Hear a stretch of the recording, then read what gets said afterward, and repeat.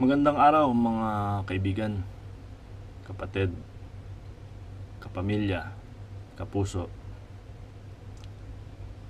mga ka-DDS, kadilawan o kung ano pa man.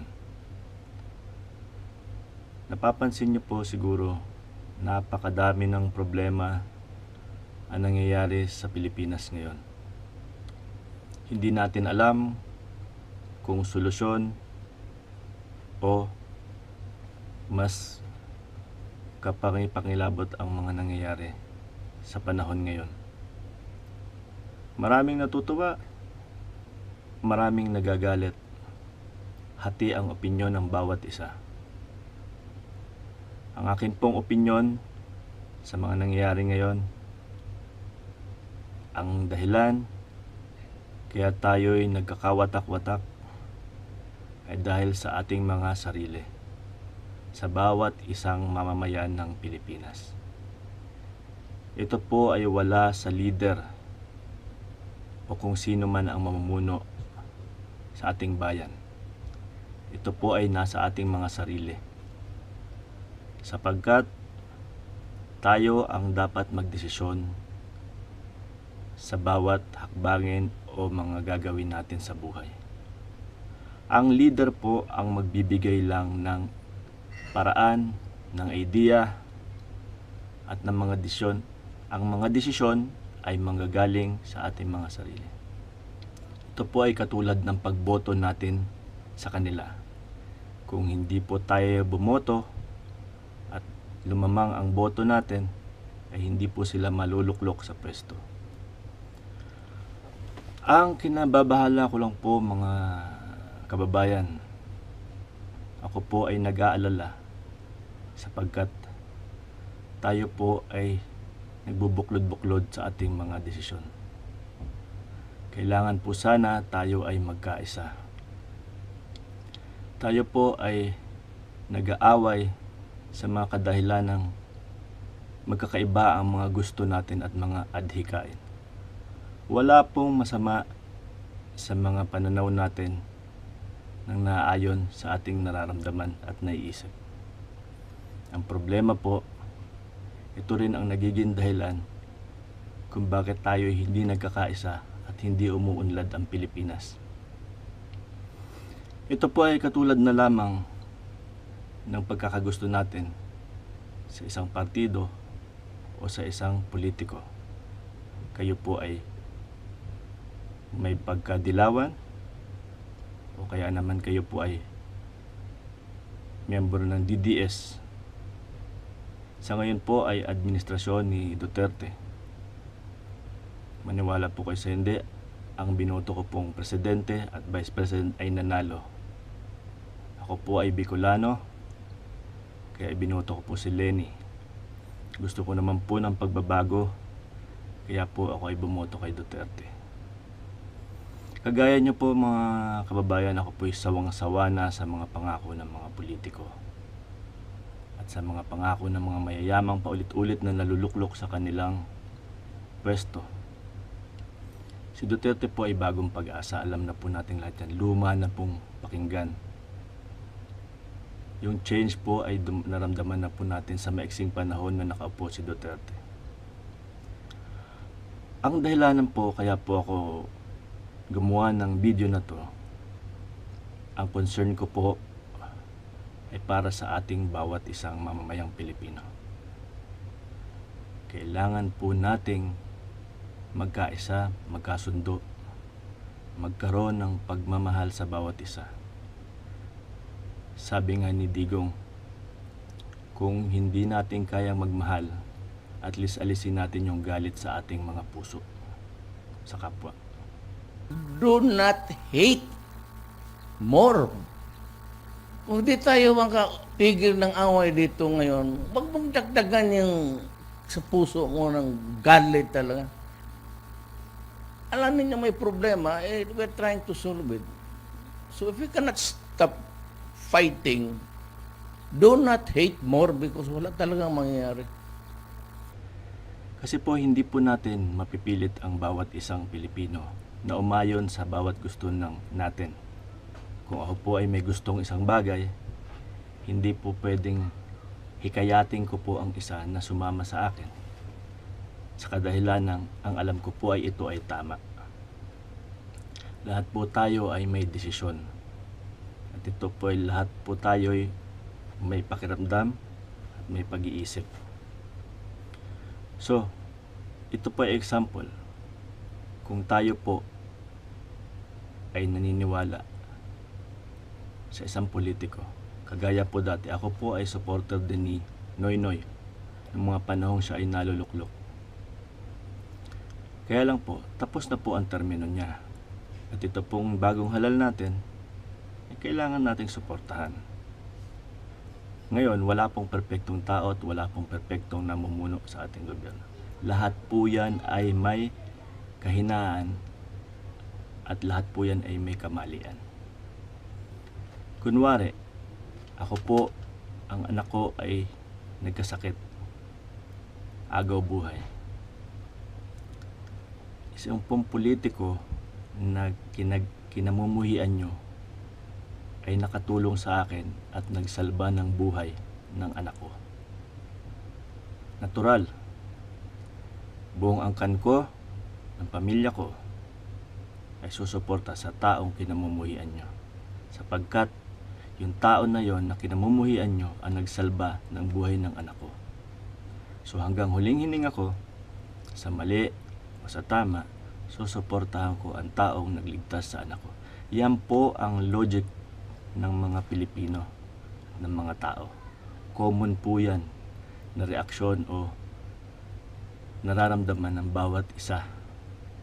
So, ikaw ba kaya mong hikayatin yung isang ama na kapag natulungan ng isang politiko na kinamumuhian mo, nakamuhian din niya, na alam mo na yon ay naligtas at nasalba ang buhay ng anak?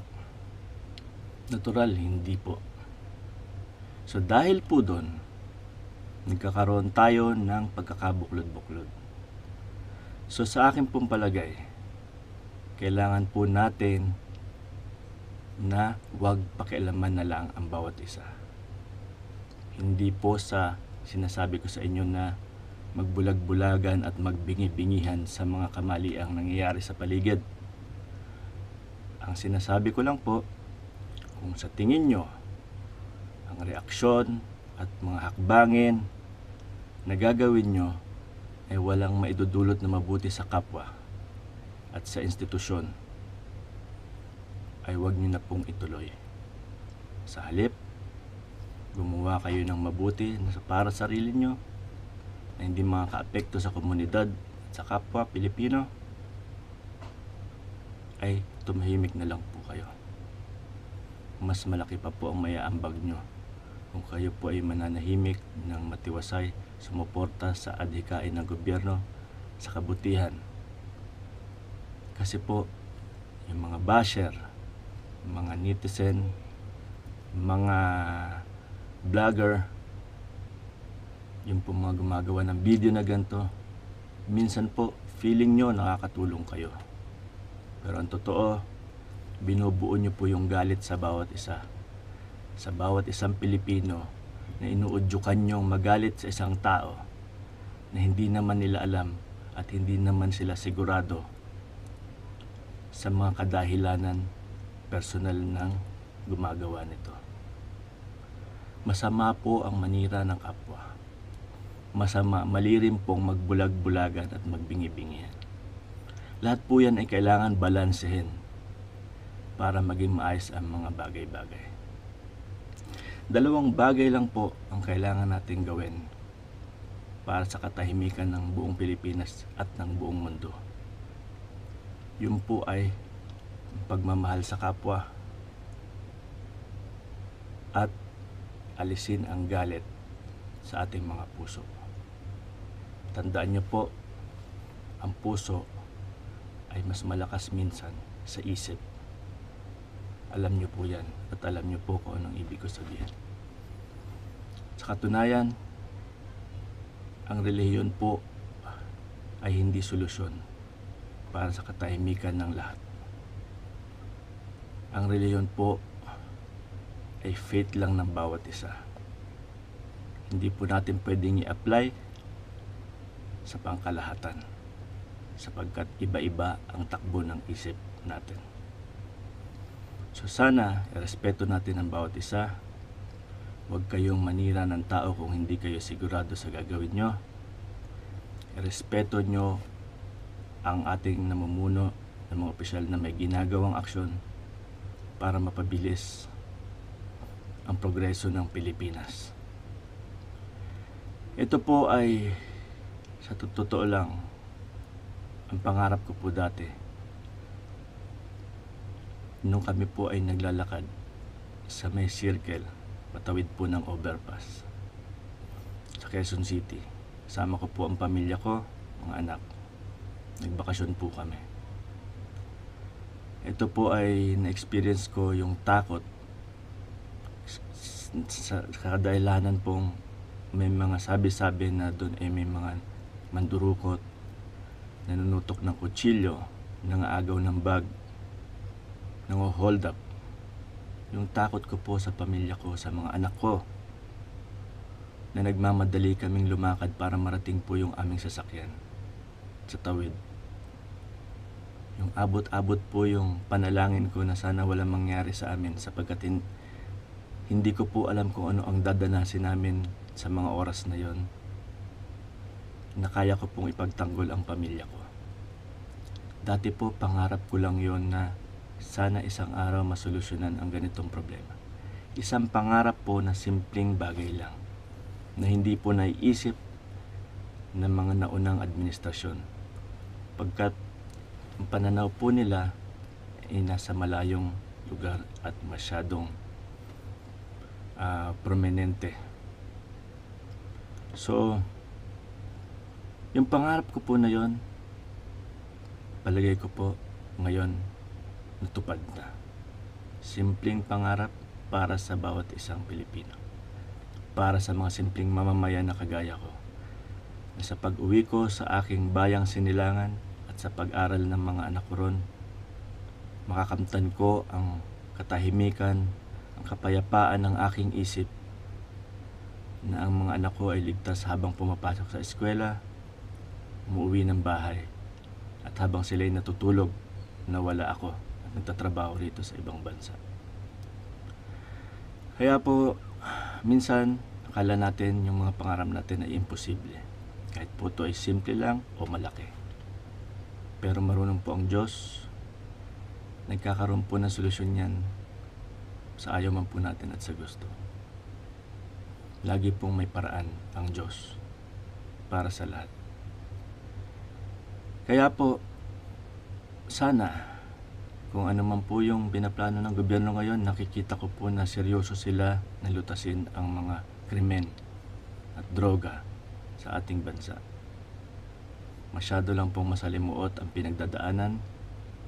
Kaya po, kailangan po ang suporta ng bawat isang Pilipino. Huwag po tayong magbangayan. Huwag po tayong makipag-away. Huwag po tayong masyadong mainit ang ulo. Kailangan po nating intindihin kung ayaw nyo po ang sinasabi ng isa, tumahimik na lang po tayo at irespeto po kung ano po ang kagustuhan nila. Kung sino po ang gusto nilang iboto, hayaan po natin sila kung sino po ang kanilang iboto. Kung gusto nyo pong ipahayag ang suporta sa isang tao, ipahayag nyo po, pero wag nyo pong siraan ang kabila. Yan po sana ang mga ugali na kailangan nating i-maintain o ipalaganap para sa lahat. Kaya po, sana magtuloy-tuloy ang mga programa ng gobyerno. Sa ngayon po, manatatakot tayo. May mga raming namamatay dahil sa pagsugpo ng droga. Pero at least, yung mga minor de edad, below 18, masisiguro na nating ligtas sa lansangan ngayon. Nabawasan po yung mga alalahanin ng mga magulang, lalo na yung mga OFW na nawalay sa kanilang mga mahal sa buhay. Ma-assured na po nila na walang mangyayari masama ron. sa mga kagaya po natin na ganitong edad na maaring natatakot kayo na mapagbintangan, mabaril, mapagbintangan na involved sa mga droga, ang kailangan lang po natin ay disiplina. Huwag na po tayong lumabas sa lansangan ng mga alanganing oras. Huwag po tayong mapag-isa o grupo ng mga kalalakihan ng mga lasing na naglalakad pasuray-suray sa daan. Tayo po ay maging disiplinado. At later on, magagawan po ng solusyon ng gobyerno at ng kapulisan yan. Magiging maayos din ang lahat. Sa tulong din po ng Diyos at sa tulong ng mga pangarap natin sa bawat isa. So, sa palagay ko po, yun lang ang masasabi ko sa ngayon. Pero ang isa pa pong pinaka-worried ako o kinatatakot ko mangyari sa ngayon, at ipinagdadasal ko po na sana walang mangyari sa ating presidente, na walang magtangka ng masama sa kanya at ang kalusugan niya ay maging maayos, ang buhay niya ay lumawig, sapagkat ang ating pong presidente ay may edad na rin, hindi po sa inyo lingid, hindi po lingid sa kaalaman natin na siya po ay nasa edad na rin. Ito po ay sa pantaha lang. Opinion ko, kung sakali po na may mangyari sa presidente at mawala siya sa ganitong sitwasyon, malaki pong problema ang kakaharapin ng Pilipinas. Mas malaki pa po sa mga nakalipas na problema, sapagkat mapuputol po ang kanyang inumpisahan. Pag-aralan niyo po, pag-isipan niyong maigi kung ano po ang ibig sabihin. Ang mga naumpisahan niya ay mapuputol, yung mga may takot, mawawalan ng takot, yung mga umalis sa bisyo, umalis sa mga negosyong ilegal, ay babalik. Ang uupo pong presidente, hindi po natin sigurado kung kagaya rin po ng ating presidente ngayon. So, marami pong mga pagbabago, malaki ang pagbabagong mangyayari kung sakali pong maputol ang serbisyo ng ating presidente.